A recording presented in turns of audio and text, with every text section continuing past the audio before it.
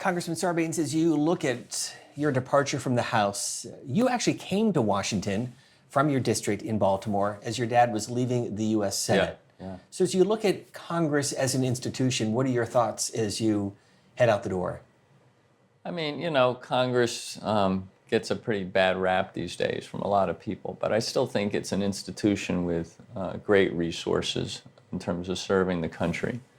If you think about it, it's a place where you gather up these representatives of the people from all over this amazing country of ours, and you ask them to sit together and think together and make policy that can benefit people in a significant way. It still offers that opportunity, and I think that the great majority, the lion's share of people that come to serve here in Congress are coming for the right reasons. They do want to uplift their communities, and they're good listeners. Now, they get here, they're operating in an ecosystem that has a lot of pressure on it, a lot of attention. Social media and other things have made it hard to kind of count to 10 and step back and have a discussion in the ways that it used to happen. But it's not impossible. And again, I think if you look at the credentials of the people that want to serve here, the things they've done, the issues they care about, the emphasis they bring to constituent service and being good listeners, you've got there all the ingredients for something quite powerful in service to the country.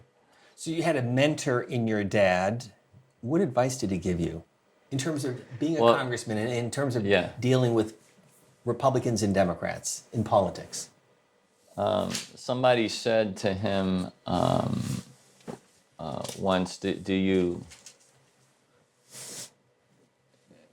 I think they said, do you give your son advice when he asks for it? And he says, I give him advice whether he asks for it or not, which actually was not true. He was very kind of respectful. He understood I kind of needed to make my own way. But obviously he had his thoughts and perspectives on how you can be a good legislator and public servant. But a lot of his advice wasn't him telling you something. It was the example that he had set. And the sort of three main commitments you make as a public servant that I saw in him are ones that I wanted to emulate. One is that you got to listen carefully to people, not just make a show of that, but actually listen to what they're saying. You have to maintain your integrity in the job, and you have to work as hard as you can. And if you're doing that, if you get up every day and you're committed to those principles, people will respect that. They'll appreciate it, even when they don't agree with you. And oftentimes I would hear about my father, and I like to think that people have the similar sense with me. I didn't agree with him on everything, but I know he was working hard. I know he was trying to do his best. I know he was listening to the concerns of his constituents, and he might land on a particular issue in a place that I don't agree with. But I feel like as a public servant, he's meeting the standard. And so I've tried to emulate that same sort of approach. I think people have appreciated it. We've had a good reputation on kind of constituent service and being out there and making sure that we're paying attention to people's needs and challenges. And when you announce you're leaving, you get the opportunity to hear from a lot of people. Although my father had a funny observation there. He says, when I did that last round of parades after I'd announced that I wasn't running, he said, everybody cheered for me because the people who liked me cheered for me, and the people that were glad to see me go were cheering for me too. So anyway. Well, I remember in an interview I did with him, he talked about the workhorses and the show horses in Congress, and there has been a lot of those over the years. How do you deal with the performers that try to gravitate towards the social media sites or the partisan media versus working across the aisle to get something done? It's hard. It's gotten much harder. And that's because social media and the way media operates generally these days rewards show horses. That ecosystem is not interested in the workhorse side of it. They want the show horses because that's what sells, that's where entertainment is, that's how you get the clicks, that's how you feed the algorithm. It's the show horse part of it, the performative part of it. So sometimes if you're a workhorse, you're kind of like, well, hey, what about me? I'm over here trying to do some things too. Having said that, I think first there's a critical mass of people who view themselves as workhorses, and that can help anchor the institution. But there's a lot of people who also know how to balance the workhorse side of it with the performative side, because you have to do the performance. You've got to have a Twitter handle or an X handle. You got to be on Facebook. You got to be ready to react probably faster than you want to a breaking development, because some part of an information ecosystem is like on you. What do you think in this moment? So you have to deal with that reality. You have to strike a balance. And I think there's enough members who know how to do that they collectively offer some resistance maybe to the ones that are only interested in the performative side, who aren't really there to do the work. They're just there to get attention, and they view being a member of Congress as a bigger platform to operate on. I think that's a small minority. I still think the vast number of people who come are coming for the right reasons and are trying to balance all those pressures that we're talking about in a responsible way. So, I'm more hopeful about the sort of lasting value and potential of the institution than some others are. And my decision to leave has nothing to do with sort of how I feel about the institution. I still think it's a place where you can get good things done.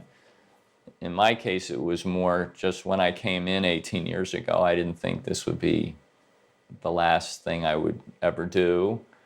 And if you think you're going to have another chapter, then you start paying attention to that clock on the wall and think, well, if I'm going to do something else, I better get started sooner rather than later. So anyway, lots of challenges coming at the institution. Lots of, I think, of misinformation out in the public about how we operate and what we can achieve, and that can be difficult. But I also have to say that we are representatives. And so if there is more partisanship, if there is more tension, division in Congress, and it's indisputable that that's the case relative to when I came in or when my father was in there and so forth. That is a reflection of, unfortunately, what's happening out in the country as well. If we live in a divided and more partisan country where people are kind of set against each other, that's going to get reflected in the representatives and how you represent your constituents when you get here. Because if you come with people saying, we want you to go fight X, Y, and Z, as opposed to work on A, B, and C, that brings a different kind of dimension to the way the institution operates. So you're contending with all of these things. I think it's incredibly important that we find a way to start bridging some of these divisions out in the country, at the community level, get back to first principles. And then all of the ecosystems that reflect kind of where people are broadly can get, more functional over time. I want to come back to the institution, Congressman Sarbanes, in just a moment, but let's go to one of the themes I'm hearing from retiring members, one of the core issues that we're dealing with in our politics, the way congressional districts are drawn, the gerrymandered districts that don't allow partisanship to become bipartisanship because you're forcing a member in a primary battle versus the general election battle. How would you fix that? Well, actually, the bill that I've been championing for years now, H.R. 1, the Freedom to Vote Act, and I was very privileged to be the assembler of that over the last 3 Congresses. And it's H.R. been, 1, number 1. Yeah, and it got the number 1 designation when the Democrats had the gavel, the S1 designation on the Senate side. So it's really a kind of legacy commitment of Democrats on the Hill. That includes provisions that would fix partisan gerrymandering by creating some objective formulas for how you do the drawing of district lines. So it's not going to benefit one party or the other. It's going to benefit the public because it's going to represent a kind of fair distribution of votes across district lines, regardless of where they're being drawn. And so I'm certainly very sensitized to the public's anger around this issue that, politicians are choosing their voters instead of the other way around and so forth. And we put a fix to that in the legislation. So if we could get that passed, you'd have a more objective process for determining how these districts are drawn. I think that would increase the public's confidence about the process overall. It would lead, I think, to some more competitive districts. As you know, right now, there's a very small handful of districts that are truly competitive. Only about 20. Yeah, in each election cycle, and the rest are sort of locked in on the red side or the blue side. So you could help with that. I mean, obviously there's places where, it's blue as far as the eye can see and red as far as the eye can see, and it's hard to do any kind of district drawing that doesn't reflect that reality. But in places where, you've got a good mix of Republicans and Democrats, you shouldn't be able to draw the lines in a kind of distorted partisan way to benefit one party or the other. And there are ways that can be fixed, and that's one of the remedies that we look to. So for the purposes of this conversation, Yeah. I'm giving you the power, the authority to make some changes to Congress as an institution. What would you implement? Oh my goodness. Well, again, I think that when you look at the legislation that we put forward, a lot of those reforms are outward facing. They're sort of how do we make sure there's basic uniform standards around ballot access across the country and so forth, the gerrymandering thing that we spoke about. But one reform that frankly has been my focus from the very beginning, from the day I walked in the door, is campaign finance. Because it's a broken system. There's just too much money flowing into politics. The public feels that. They don't like it. They think that rigs the system, and they're right. And that creates a lot of the anger and cynicism that can get weaponized in different ways by political candidates. And it's a combination of things. You now have this huge amount of independent expenditure money, which is like super PACs and these outside groups that are pouring billions of dollars in, often hidden behind the curtain. And so people feel very frustrated because it's like somebody's pulling the strings, but we can't see them. Then in addition to that, you have the traditional, long-standing way in which campaigns have been funded, which is where, deep-pocketed donors make these big contributions to underwrite campaigns. But they don't generally do that without having some expectation of a return on the investment, which is access and influence over policy. And so that system, I think, leaves the average American feeling like, the real power game is in the money, and that's happening somewhere else. And we're not part of that. And our priorities aren't necessarily going to carry the day if someone who's made a lot of campaign contributions is the one who's going to get their phone calls answered by some member of Congress.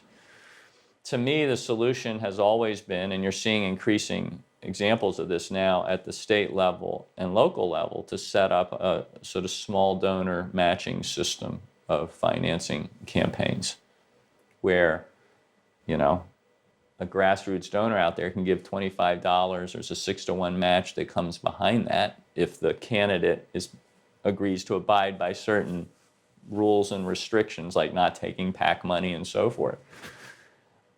And that combination of a small donation plus some matching funds coming in behind it at a kind of a multiple, that's enough to fund a robust campaign on the part of that candidate. Well, what would the effect of it be?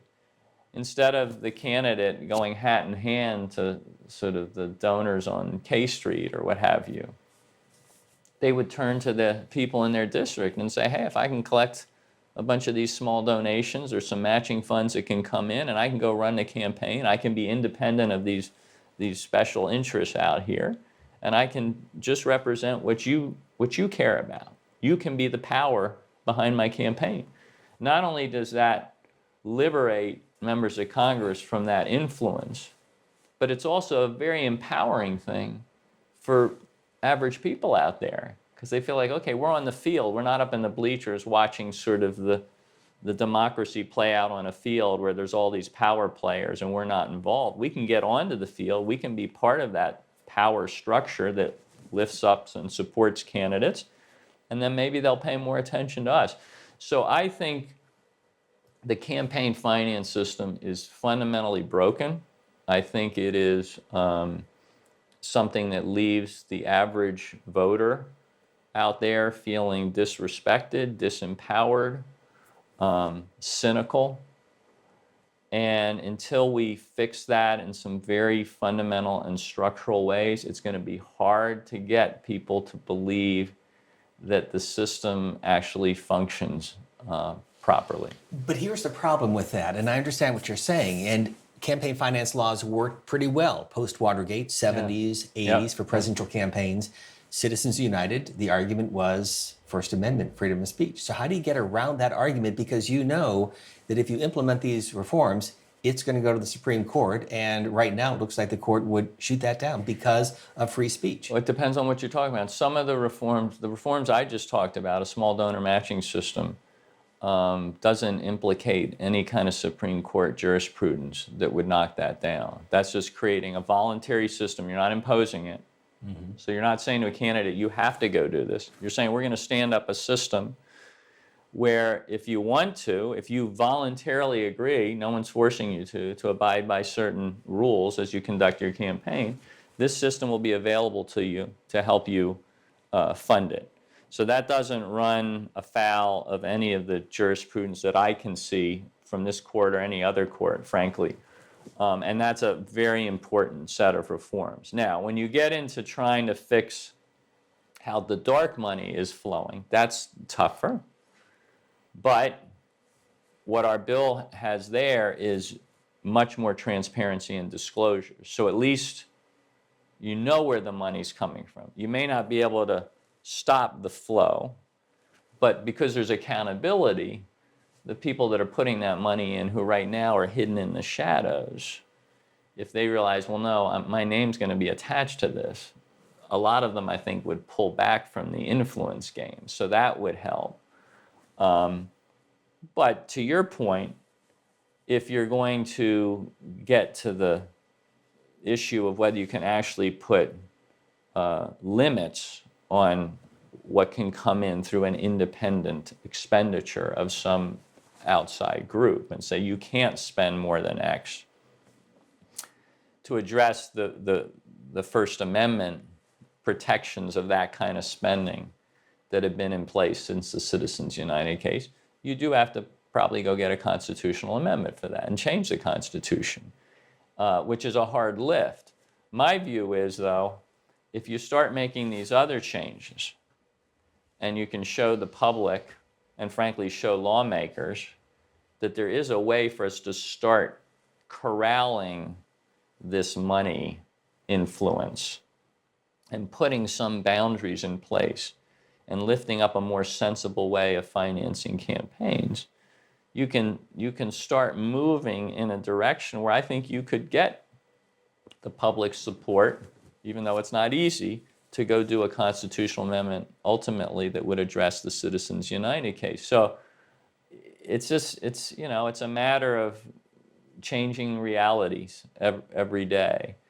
And the more empowering you can be to average people about how this system operates and how it treats them, that leads to a new opportunity for empowerment.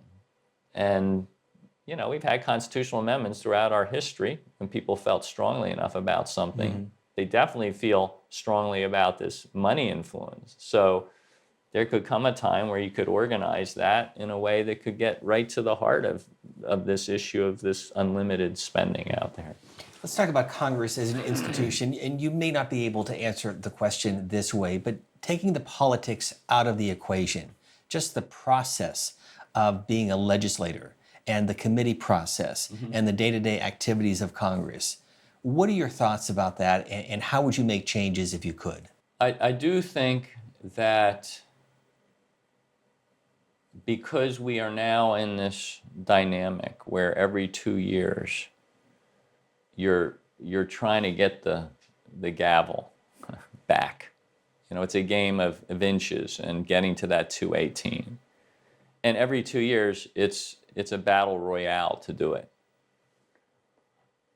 That has brought a set of political considerations to play on how policy is done and the way the process works that's very hard to resist. What does that look like? Well, committee meetings that used to really be a place where you could do some deliberation and actually, mark up legislation in a kind of iterative way with people on either side of the aisle working on it. Increasingly, because the political imperative of winning the next election, which is coming up just in 2 years, is so intense, every part of the structure that used to be a kind of policy-based structure, now some dimension of it has a political piece to it. So committee hearings are now seen as places to message for the benefit of your party being able to grab that prize, at the 2-year mark of getting the gavel back. And as a result, it's kind of pushing the policy-making side of what a committee should do more to the margins instead of to the center. There's no easy fixes for this. I think people have tried to explore, are there some safe spaces away from the bright lights of the media and social media that members can gather to not just talk about policy, but frankly get to know each other in ways they used to in the old days when they lived here on the Hill and they socialized with each other after hours. That's hard to create those spaces because the intense pressure on members either to be fundraising if they have a free moment or to get the heck out of Washington because it's this place that's seen as kind of tainted in the eyes of the public and go back to their district. It's very hard to find these places where you can develop the relationships that then help support the kind of policy-making dimension that a legislative body should have operating. So I don't have a quick solution. We've looked at what are the sort of under the dome reforms that you could put in place that get you back to some good, strong process that promotes conversation, policy making, and so forth. And I think we need to consider those. The committee on the modernization of Congress, they came up with some good recommendations. Some of them have been implemented, and those are sort of under the dome, connective tissue, structural kinds of things that can make the institution work better. And Derek Kilmer, who was the co-chair from the Democratic side, did a terrific job with that. So I think there's opportunities there. But at the end of the day, one of the reasons I've focused so much on these sort of outward-facing, broad structural reforms around voting and campaign finance and gerrymandering is I think that until you find a way to address and maybe over time cure some of that cynicism that the public is feeling about the institution, it can be hard for the institution and members of it not to be a little cynical about themselves and the institution. I mean, cynicism is a kind of, it has a viral quality to it, and it can infect everybody who comes into contact with it. And then you stop, you stop having the expectations.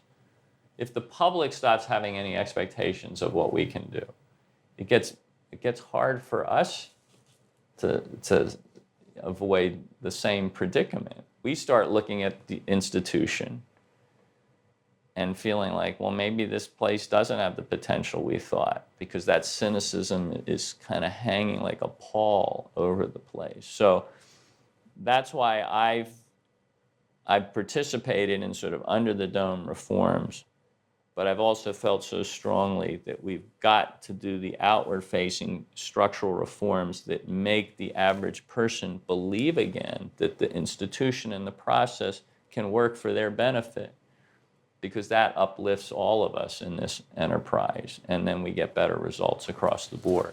So based on that, and based on what we observe both here in Washington and outsiders, is it as bad as it appears, or is it better than it's portrayed in the media? So that's always the question that people ask.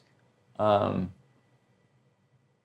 think it depends on which part of that question you're asking. If it's, if the impression, if what appears to people is that we're at each other's throats every day, no, it's not like that. It's not as bad as that. There are relationships. There is a way to interact with your colleagues that makes sense, and I think it happens. Those aren't the floor statements or the hallway interviews that get picked up and broadcast across the country and the world, because again, boring interactions don't sell, so they're going to go for the red meat stuff, and so people are going to get that impression. If the question is it as bad as it appears in terms of the difficulty of getting kind of legislation over the finish line, that has gotten much tougher.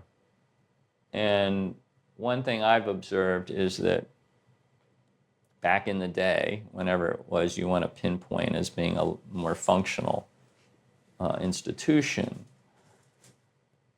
there were generally sort of frameworks that both sides subscribed to for how we were going to get things done.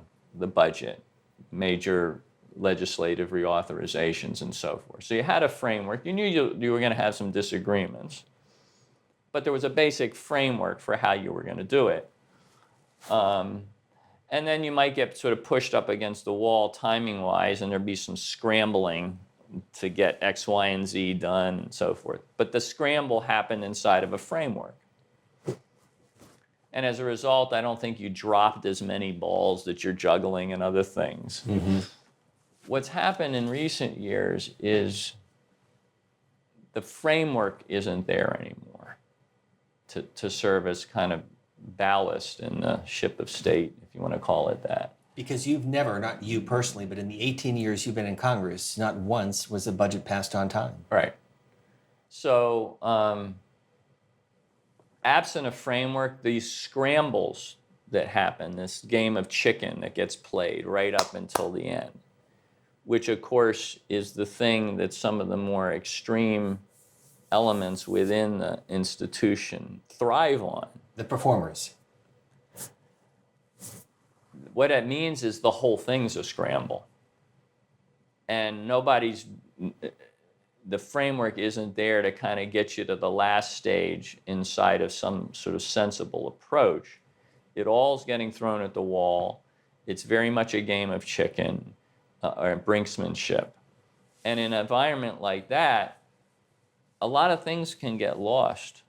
You can wake up the next day and either something that was very important didn't find its way into the end of year bill, or something nobody wanted got tucked in the middle of the night because nobody was paying attention.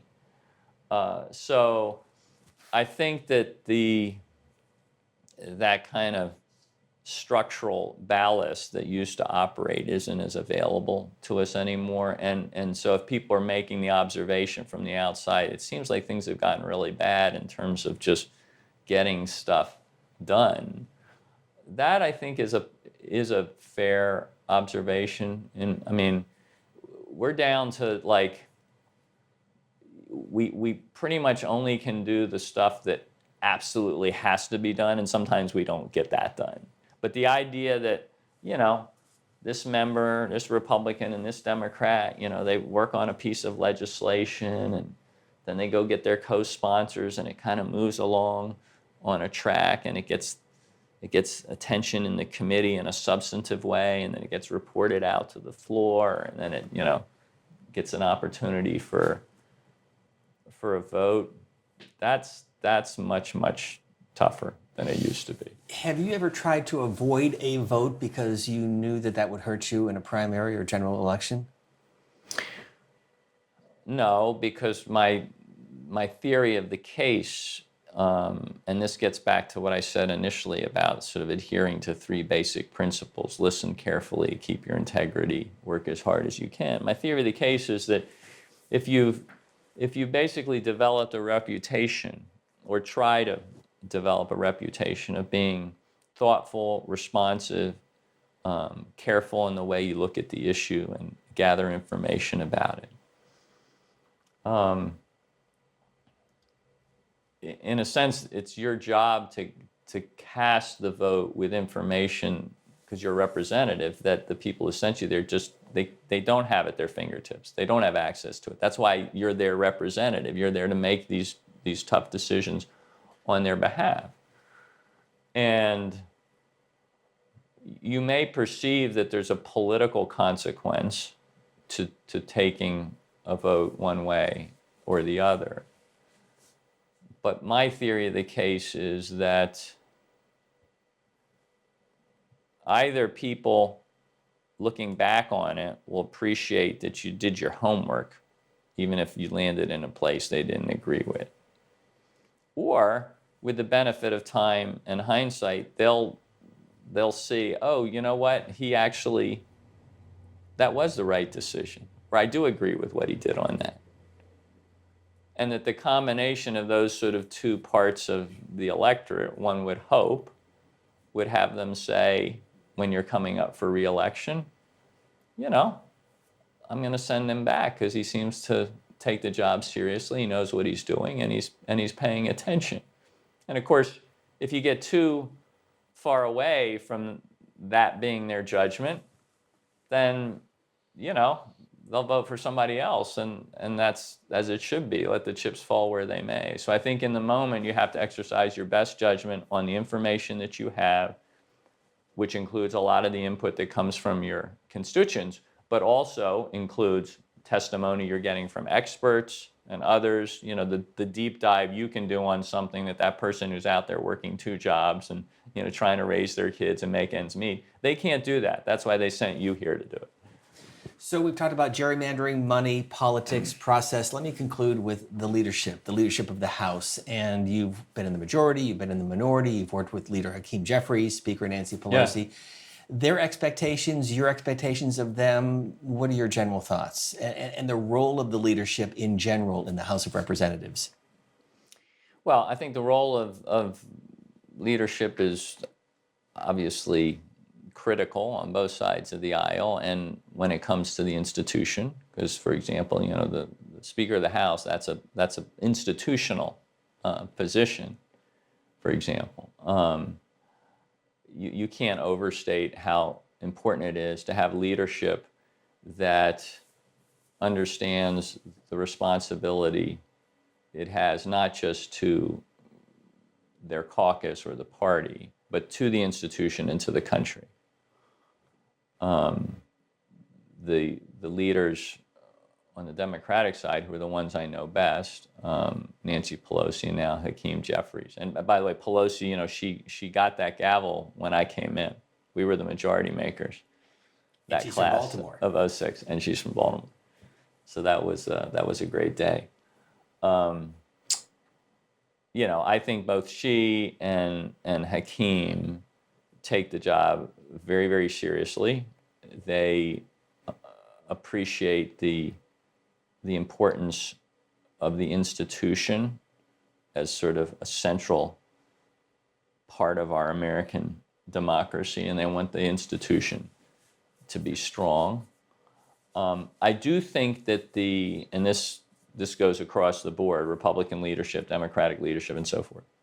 Getting back to my observation a moment ago about the intensity now of needing to get that gavel back every 2 years, and the fact that that has brought a kind of political imperative and overlay into the sort of institutional structures within Congress, I think it's made the leadership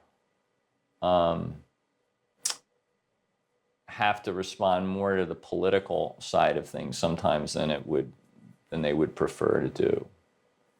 I think it's one of the reasons, because you do hear this complaint that, power or authority has been kind of pulled away or has migrated away from committee chairs and others and into kind of the leadership room. But that again has to do with this idea that if you're trying to sort of operate things in a way that makes you the most competitive for that next cycle on the political side, there's a certain amount of kind of direction that's part of that may require you to pull some of that authority away from the committees. Easier said than done. Easier said than done, yeah. And so there's a dynamic there, but I think I would say, kind of as a concluding observation, that I at least put a lot of the responsibility for the fact that the institution doesn't function as well as it used to, just to put it that way. On the effect that social media is having broadly in our society, on the misinformation, disinformation that's pushed out there, this sort of algorithmic terrorism that we seem to suffer from one day to the next. It's impossible to overstate how distortive that's become on how these important American democratic institutions operate. And the solution to that isn't going to come from inside Washington. We can help with it with legislation that tries to put some more sort of guardrails in place on how social media operates. But it's got to go back to individuals taking back some power from these platforms that we've, in many respects, surrendered to in terms of how we operate and how we think and how we process. And we can find tools and things to help support that endeavor, but there's a personal responsibility component to it as well.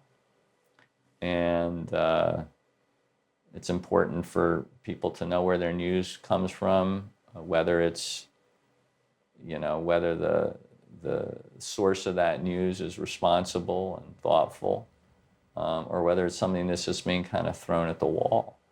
And that's a big, big problem, and it's not something that Americans are facing only. I mean, that's happening globally.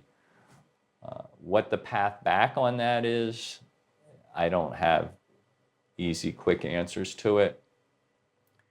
But there's no reason to think that the institution of Congress isn't going to suffer from some of the effects of this weird information ecosystem that we're operating in when so many others are suffering from it as well. So quick final point, if you could give advice to your Democratic colleagues with a very narrow minority difference between the House and the Senate, a very narrow majority for the House Republicans.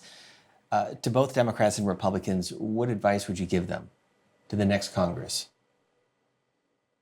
To me, it always comes back to your constituent service, because I think the work you do legislatively is usually and best informed by what's happening out there that's affecting your constituents. Some of the best pieces of legislation I've authored over time came about because we had a constituent matter where somebody brought up a problem or an issue, and we helped them with that, and then we thought, wait a second, maybe there's a way structurally to do something to help a lot of people that are facing a similar situation. So to me, the best refuge and the best instinct as a lawmaker, a policymaker, is the listening part of the job and leaning back towards your constituents and understanding the challenges they're really facing on a day-to-day basis, and then kind of, taking out a monkey wrench and figuring out how to fix things to improve that situation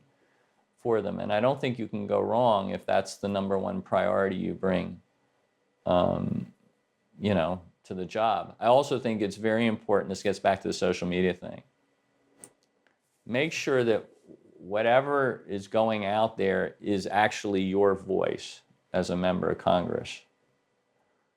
Because there's a lot of consultants out there and media people, and we need them. I mean, we need their talent.